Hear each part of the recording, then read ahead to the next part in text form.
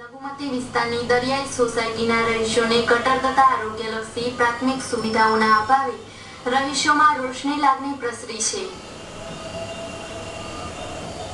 આ છે સાબરકાંઠા જિલ્લાના મોડાસા શહેરની લઘુમતી વિસ્તારની દરિયાઈ સોસાયટી. આ સોસાયટીની હાલત એટલી તો ગંભીર અને દયનીય છે કે સોસાયટીના નામ પ્રમાણે જ ગુણ થવા જઈ રહ્યા છે. 1984ના સાલથી નિર્માણ થયા પછી પણ આ સોસાયટીના રહીશોને ગટર, રસ્તા અને આરોગ્યલક્ષી દવા છંટકાવ જેવી પ્રાથમિક સુવિધાઓથી પણ અળગા રાખવામાં આવ્યા છે. આ વિસ્તારની ગંદકીથી આ વિસ્તારમાં મચ્છરનો ઉપદ્રવ વધ્યો છે અને પાણીના નિકાલની પણ મોટી સમસ્યા છે.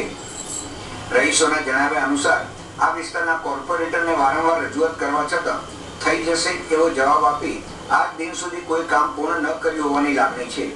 તો નગરપાલિકામાં રજૂઆત કરવા છતાં કોઈ સંતોષકારક જવાબ મળ્યો નથી. એટલું જ નહીં, આ વિસ્તારમાં કોઈ પ્રકારની પ્રાથમિક સુવિધા ન મળતી હોવાનું રહીશોએ જણાવ્યું હતું.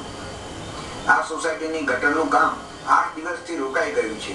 ત્યારે આ વિસ્તારની મહિલા રહીશે જણાવ્યું કે આ વિસ્તારના કોર્પોરેટરોને વારંવાર રજૂઆત કરવા છતાં આવીશું એવો જવાબ આપી રહીશોને છેતરવામાં આવી રહ્યા છે અને જ્યારે વોટ લેવાનો હોય ત્યારે અઠવાડિયા સુધી પગના તળિયા ઘસે અને હવે જ્યારે કામની વાતો આવે ત્યારે પ્રજાએ પગના તળિયા ઘસવાનો વારો આવી ગયો છે. જ્યારે મોડાસાના સિટી રેન્જના પ્રતિનિધિએ આ વિસ્તારની મુલાકાત લીધી ત્યારે આ વિસ્તારમાં વગર વરસાદે પાણી ભરાયાની ઘટના સામે આવી હતી અને જ્યાં ત્યાં ગંદકીના દ્રશ્યો સર્જાયા હતા. હાલ ડેન્ગ્યુ, ચિકનગુનિયા, મેલેરિયા જેવા જીવલેણ રોગોની ભીતિ સેવાઈ રહી છે. ત્યારે જોવાનું એ રહે છે કે સ્થાનિક કોર્પોરેટરો અને નગરપાલિકાના કર્મચારીઓ પ્રજાની આ મુશ્કેલીઓનો નિકાલ ક્યારે લાવે છે. મોડાસાના ભરત કડિયા સાથે રસિક સોની, સિટી ન્યૂઝ, હિંમતનગર.